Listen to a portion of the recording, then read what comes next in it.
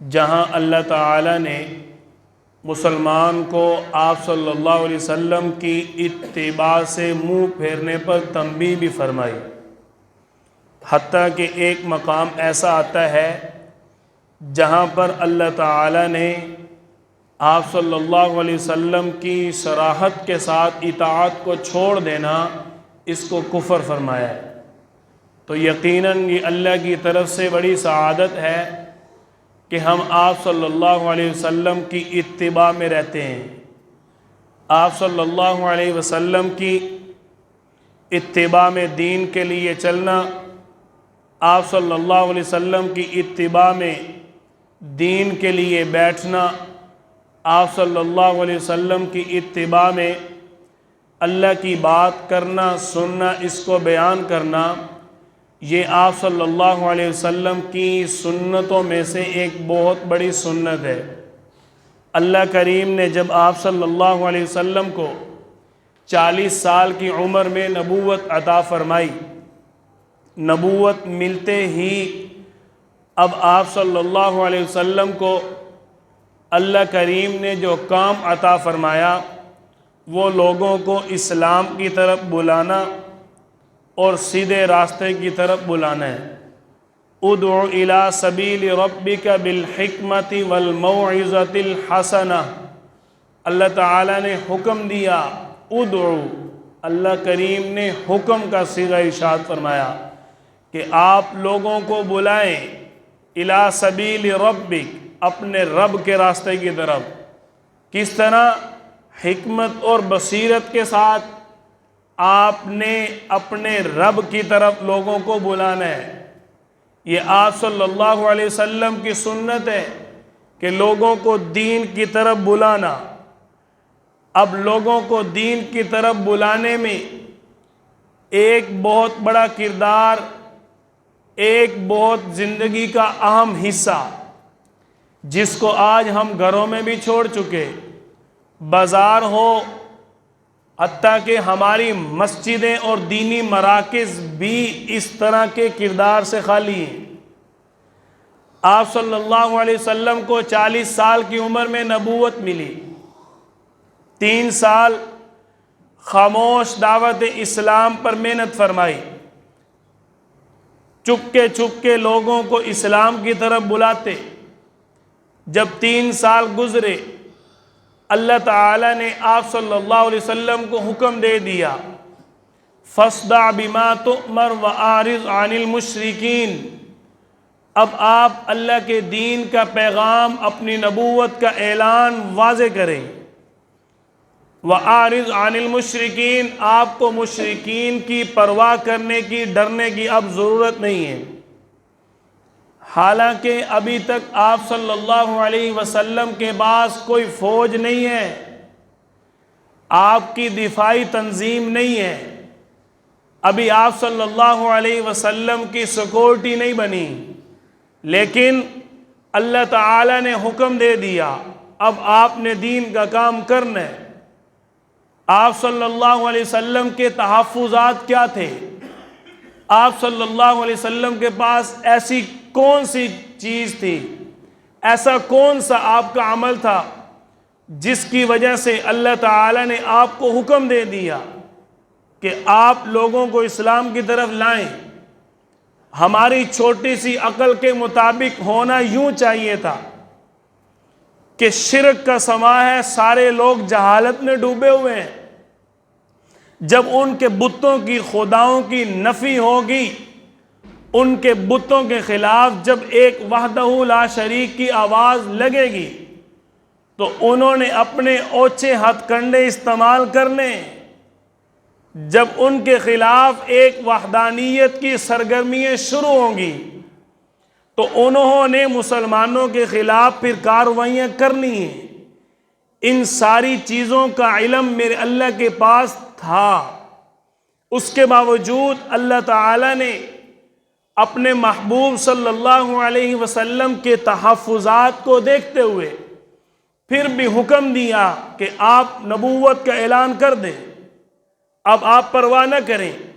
حالانکہ اس وقت آپ صلی اللہ علیہ وسلم کے ساتھ مسلمان ہونے والے 100 افراد بھی نہیں ہیں، اور ایک بڑے شہر کے اندر جو بڑے بڑے بتوں کو لے کر چلنے والے، ایک بیت اللہ کے اندر 360 بت رکھے ہوئے۔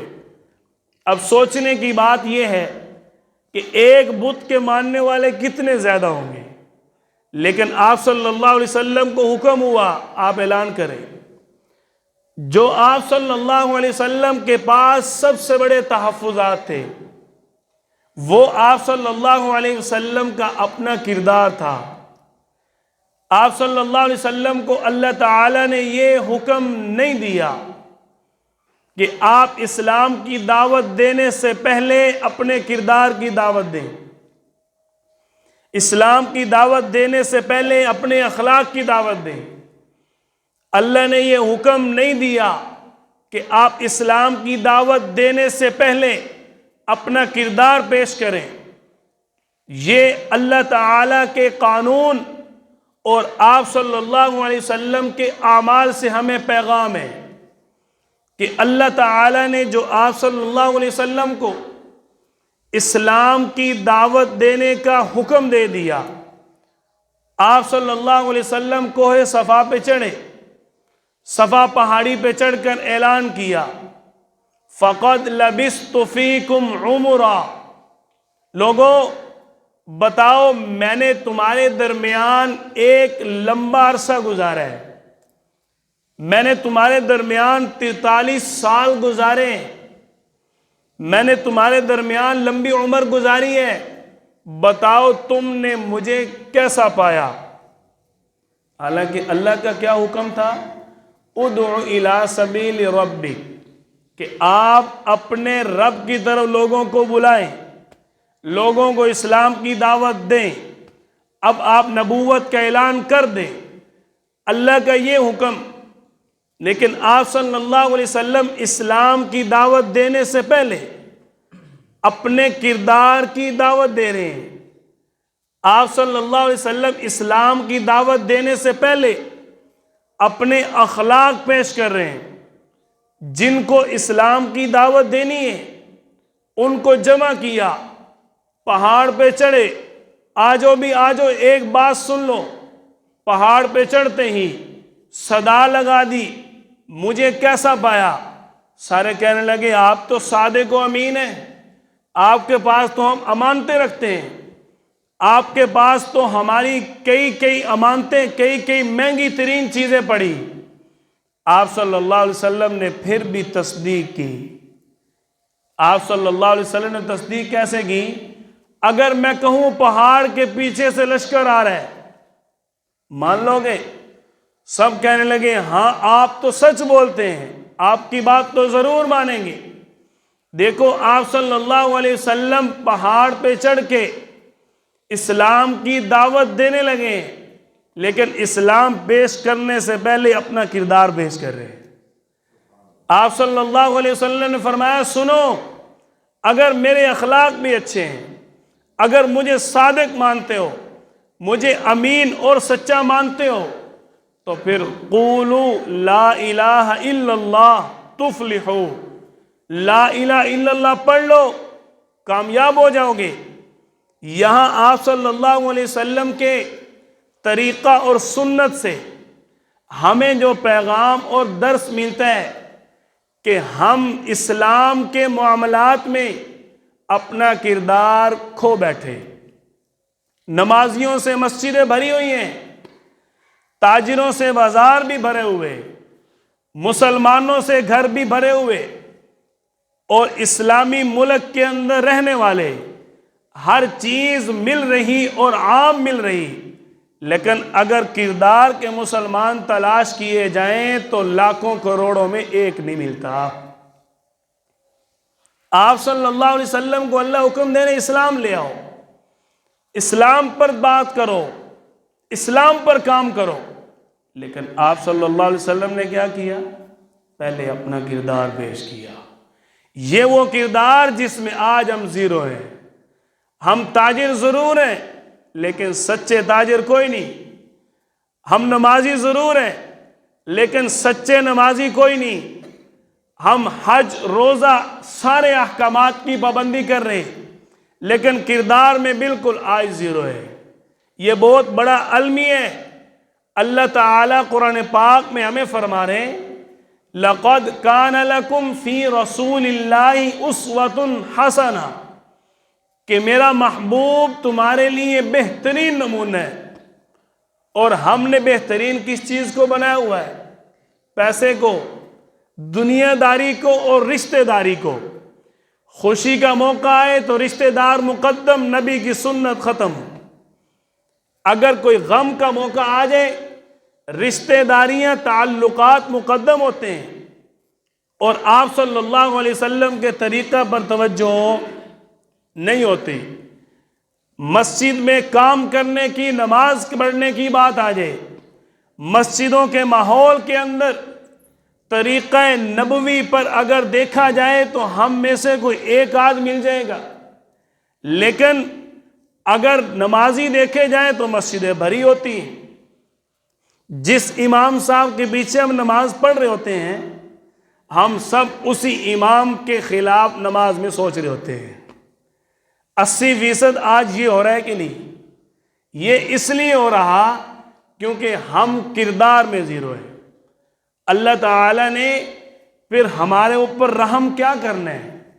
پھر اللہ کی رحمت کہاں آئے گی؟ پھر اللہ کا کرم ہمارے اوپر کیا ہوگا؟ مانگتے اللہ کا رحم ہے اور چھوڑتے آپ صلی اللہ علیہ وسلم کو ہیں۔ یہ کیسے ہو سکتا ہے؟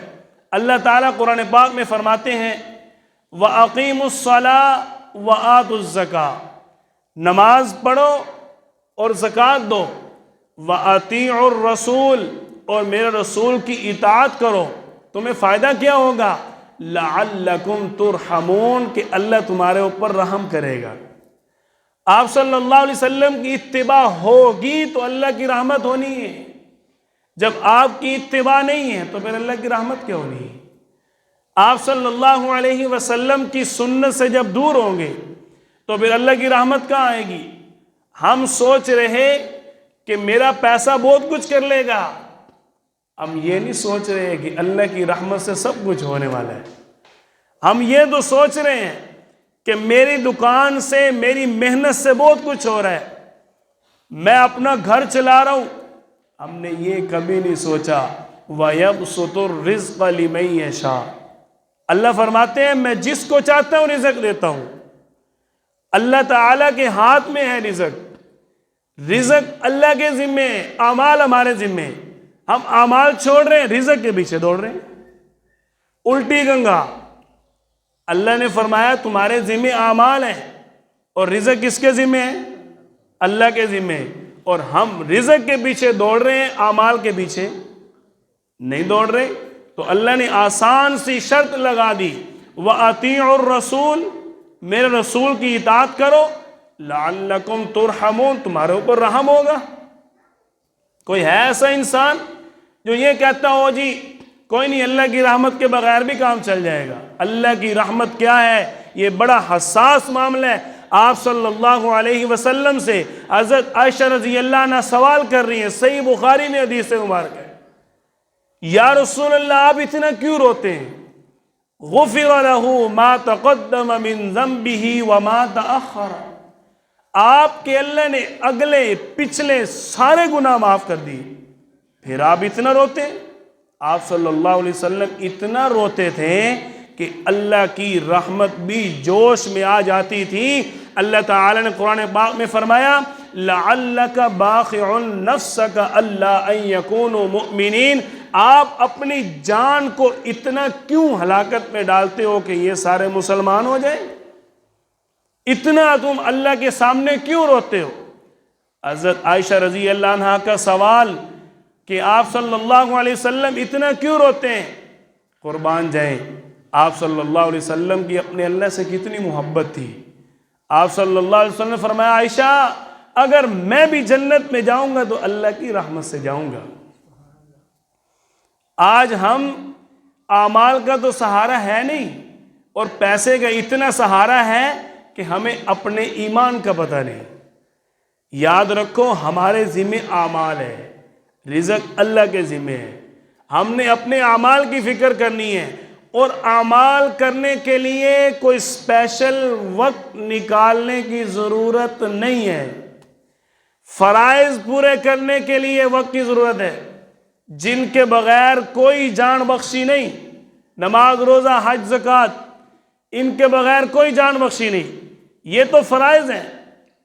دیگر جو ہمارے اعمال ہیں ان کے لیے وقت نکالنے کی ضرورت نہیں ہے. میرا گھر میرے نبی کی سنت کے مطابق ہو، یہی عمل ہے.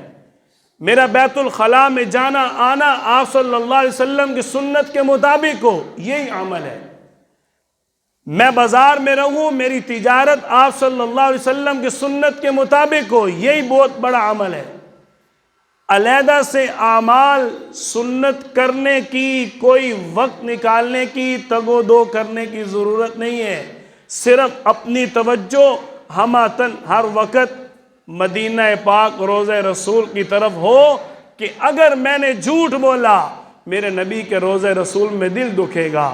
اگر میں نے دھوکہ دیا یہاں تو پیسے بچ جائیں گے، لیکن کس منہ سے میدان حشر میں میں اپنے اللہ کے سامنے اور اپنے محبوب کے سامنے کھڑا ہوں گا. ہم کہتے ہیں او جی رشتہ دار کیا کہیں گے، مرنے والا اتنا غریب تھا کوئی رسم ہی نہیں کی گئی.